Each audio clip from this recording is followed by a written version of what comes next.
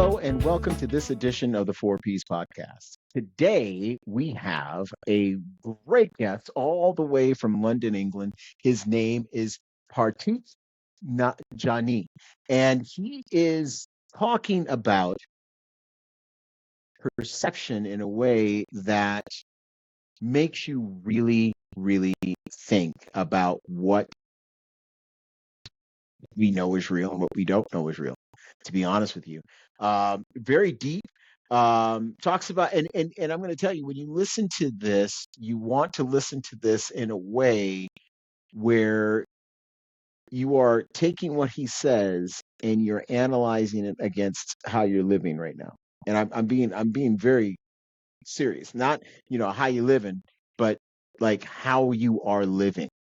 What you think, what you think others think about you, all of those different things.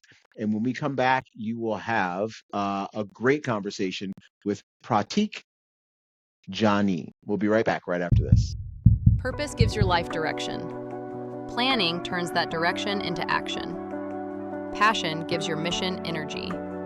Persistence keeps you moving when the road gets hard. The 4 Ps of You is more than a book. It is a framework for building a life with meaning, focus, and follow through. Discover your purpose. Create your plan. Fuel it with passion. Finish with persistence. The 4 Ps of You by Trunnis Goggins II. Available wherever books are sold. All right, welcome back to the 4 Ps podcast. Today we have a guest all the way. You're in London, correct? No, you're not in London. You are in London, England, correct? Great. I thought I didn't know if you're in a suburb of London or what. We are right now, as of this recording. I was just talking to Pratiqk.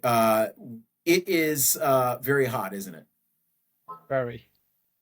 Very hot. And the thing is about London, and before we get into some real serious questions, you guys are not really cool with air conditioning in that place, right? No, because I moved here in 2003, and it's only last couple of years where we actually get 1 week of the heat wave. This is first time. This is like fourth week when it goes over 30 degree. And we are not equipped for that. So yes, if you go to super malls or offices in central London, they all have air conditioning, but it's not as much popular domestic level with regards to aircon. You have central heating everywhere, but yes, no, absolutely. no aircon. Yeah. Yes, no aircon. But hopefully in the next 2 to 3 years, I think the UK will be central air conditioned. Exactly. And a lot of the buildings there in London, and I just want to share everybody, it's not like buildings in the Western Hemisphere. Our buildings, our old buildings, are still new buildings compared to London. I mean, there are buildings there that were built in like the 1300s, and people are still using them. So it would probably be very, very difficult to put central air in a structure of that I kind. think some of the very old buildings have been maintained really well, but I think the houses which were built around or after the World War, they were kind of quick built because people needed houses to survive, and hence they are the one who are getting heated so much or feel too much cold. But then over time they're evolving, so over time things will be better. Very good. All right. Well, again, like I said, we have a great guest today. It's Pratiqk Jaani. Am I saying that correct? Yes. Yes. Very good. All right. I really did. I actually studied and said that. I said it 1,000,000 times before I did it. And your name and my name is Trunnis. I love when people come out with a hard name because, it just makes me feel more comfortable. You know what I mean? So there you go. Yes. Yes. We were talking a couple of weeks ago before this interview. We were talking about perception. Yes. And you have a book around perception. You brought up some very interesting concepts when it comes to perception. And you have a book built around it. It's called The Idea of, and say this word for me. What is that? Drasti. Drasti. It's I was going to Drasti. say, okay, good. Drasti. And what does that word mean to you? And why is changing our perception even more powerful than trying to change every circumstance around us? So Drasti means perception. And in my book, or to me, Drasti means where you are experiencing the life from. So, when we were talking about the heat earlier, if you see everybody is wearing sunglasses, right? So if you wear sunglasses, everything you're going to see is going to look darker. So you don't go around the world and try and lit up when things are darker. You just remove your glasses and then everything is bright and shiny. So when we were born, we were absolutely perfect. And as we were growing up, we started wearing the lens called conditioning. Because today, whatever, doesn't matter how old we are, but how we define happiness, how we define success, how we define failure, how we define fears, all those expressions and emotions are attached to the events that happen externally. And we learn to experience those things after we were born, from the people around us, from the situations around us, and by watching others, how they reacted to their external events. So we learn to copy that. Like a small child, he sees something on a telly, a dance or something, which everyone's enjoying, and suddenly he wants to dance and he wants to copy. That's what I would say it's conditioning. And what happens over time, over years, we create our identity depending on which actions of ours were praised when we were growing up, which actions of ours were punished or criticized when we were growing up. So we promoted certain behavior to receive more attention and more praises as we were growing up, and try to avoid not behaving or acting out the ones which were not praised. And that defines our identity. But that conditioned self, what is right, what is wrong, what is good, what is bad, it is all learned experiences and learned actions. We were there, so that conditioning became the glasses, the lens. And our true self was always there, watching us learning, but instead of us keep observing, we took that identity. It's like, we go everywhere in a car and we know that we are the drivers.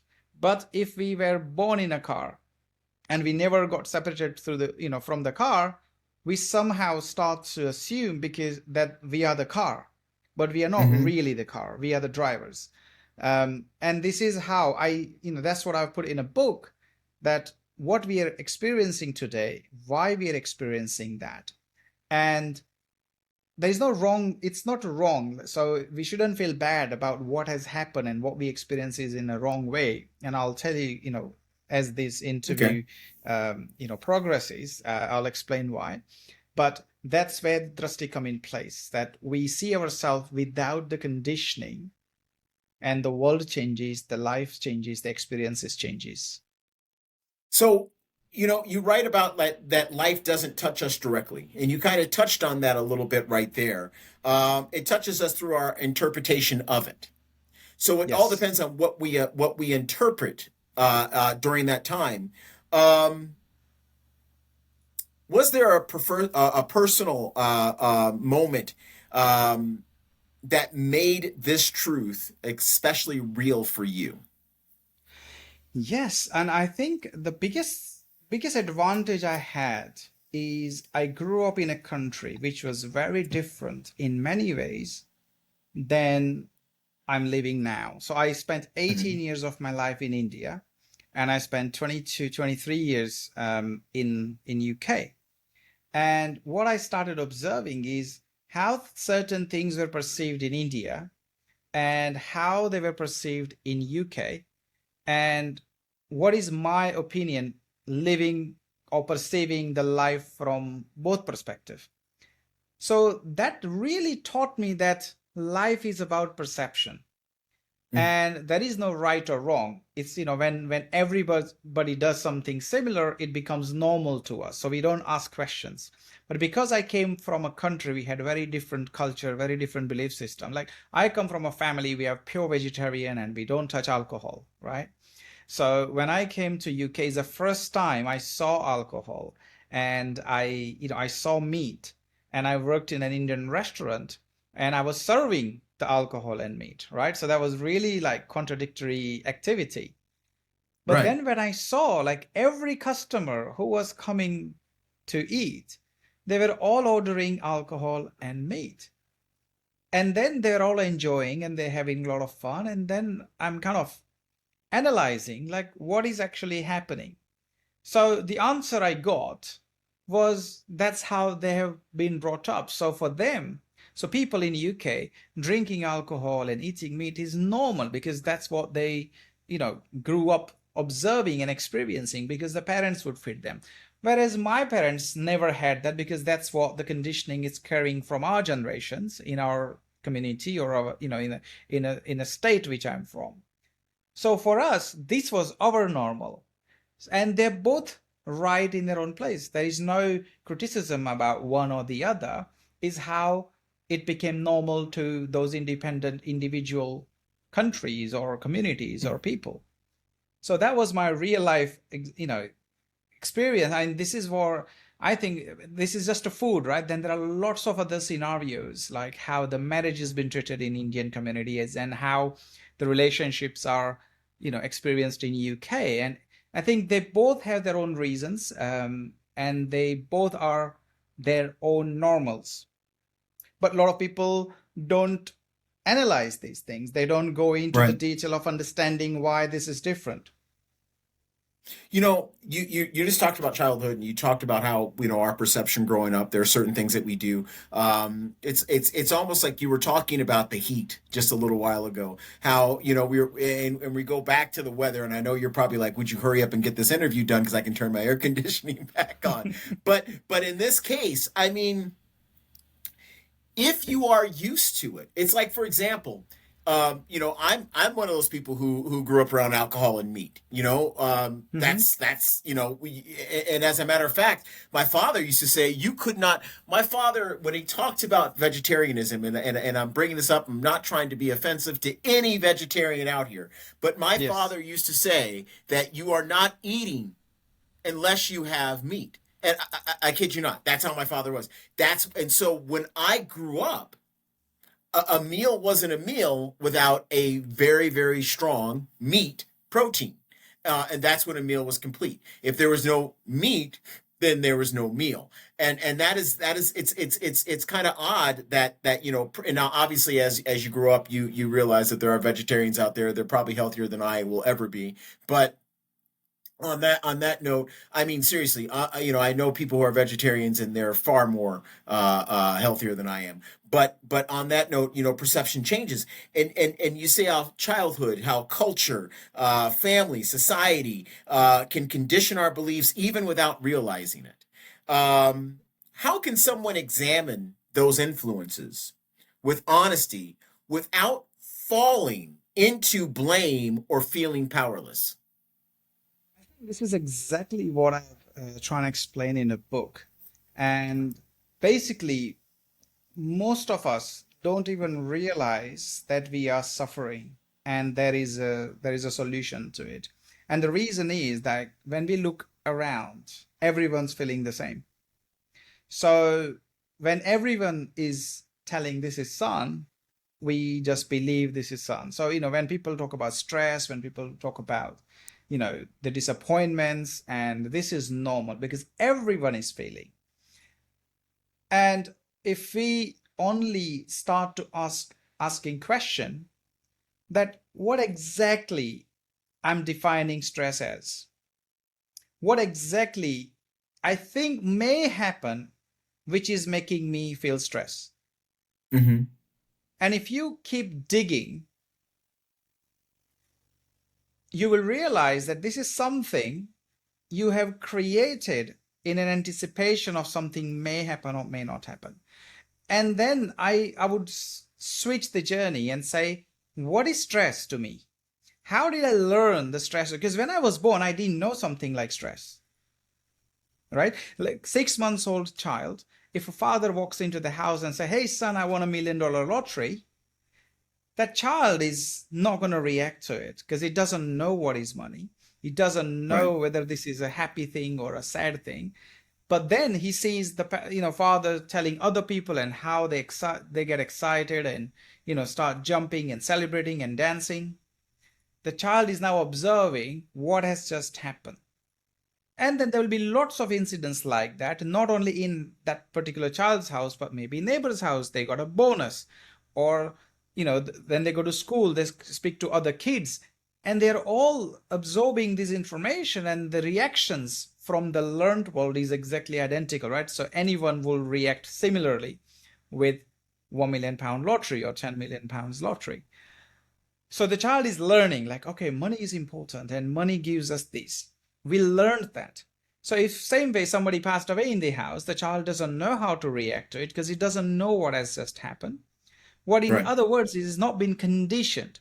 And then he observes, okay, there are other family members rushed, they left their jobs, it feels the importance of what has just happened. They're all crying, they are sobbing, and it's a loss. I mean, they have gone. So we are learning the meanings of those events that are happening externally by observing that is happening around us. Now we have our parents, we have our friends, our parents' friends, our relatives, the news, the movies, the radios, and these days we've got social media. And everything we have exposure to, we learn subconsciously. Our subconscious is emotional mind and it learns it all. And that's how we learn to react that way. Right. So, if So somebody says something really sad neutrally in a different language, which you do not understand, you are not going to react to it because you haven't right. been taught the meaning of it. And that is, it's funny that you bring this up because, today we are just a couple days away from removed from celebrating our 250th anniversary here, our birthday here in the United States. We had Independence Day on July 4th. We're just a couple days, we just finished that a couple days after this recording. And one thing that really gets me is how our perception leads to certain triggers, and those triggers of anxiety, anger, rejection, self-doubt, racism, classism, all those different things, right? Your book, the way you write, you come from a real to me type perspective. How can this book help in making us practically and rationally address our differences and our differences of perception? Of course. So once you read the book, it will give you an understanding. One thing will be very clear, that the way we have been experiencing life, the way we've been interpreting events, are learned experiences. It's learned reactions. And there is a state in us which is been watching us because we've called conditioned self as ourselves. So we are calling the car as me and not the driver. And we've forgotten about the driver now because we consider we are the car. So once you realize that this is your true self, you are the driver and car is something separate to it, you will be able to see the whole script, whole layer of conditioning.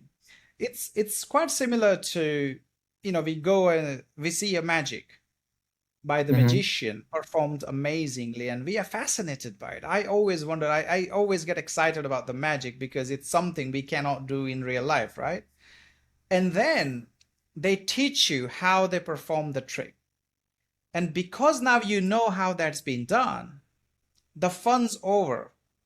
That charm of the magic goes away.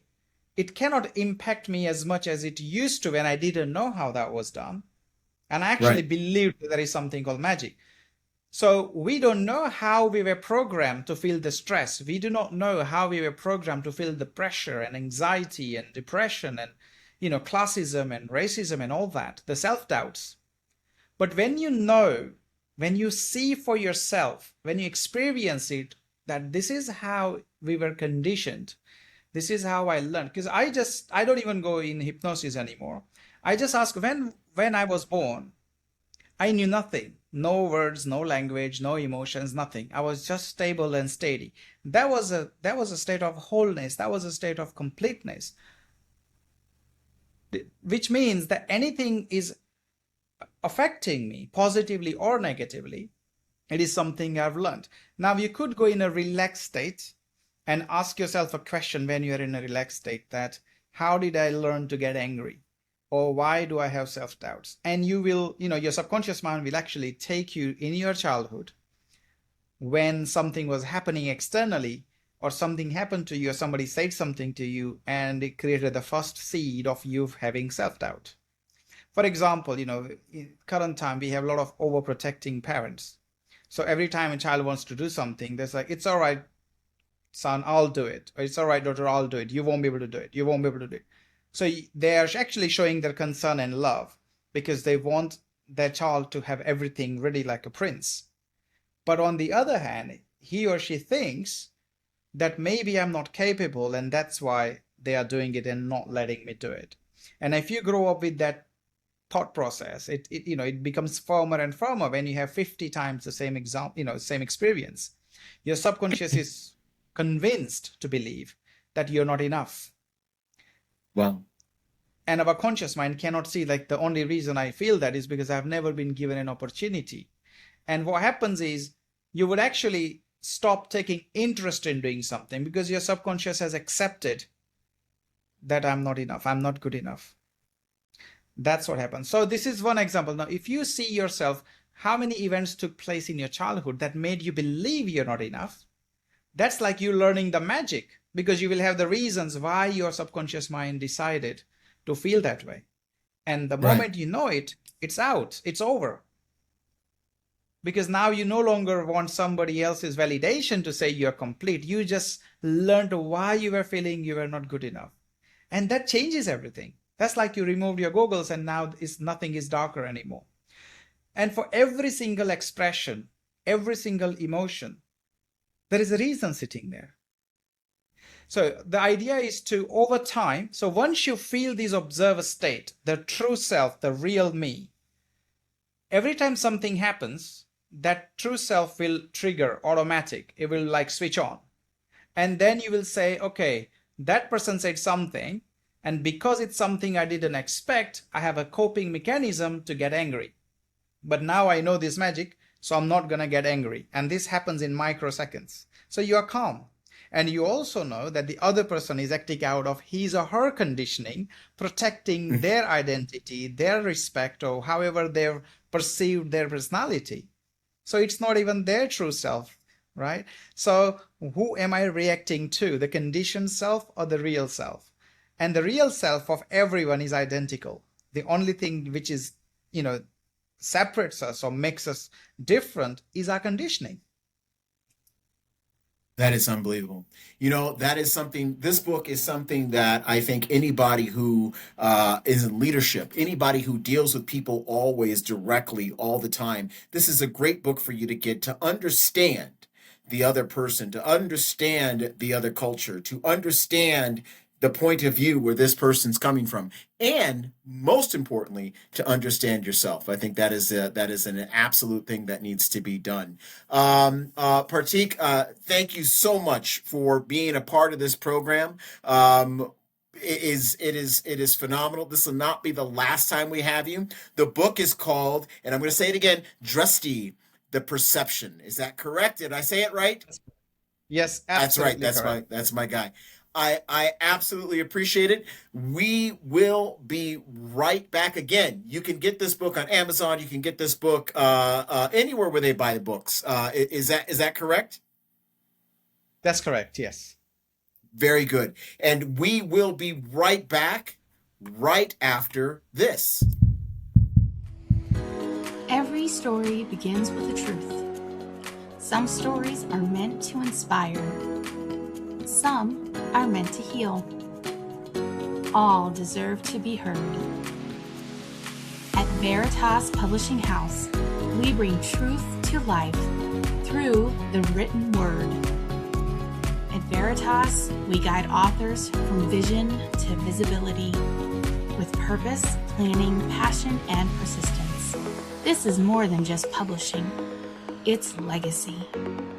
Veritas Publishing House, publishing truth, inspiring purpose. Welcome to the final segment of the 4Ps podcast.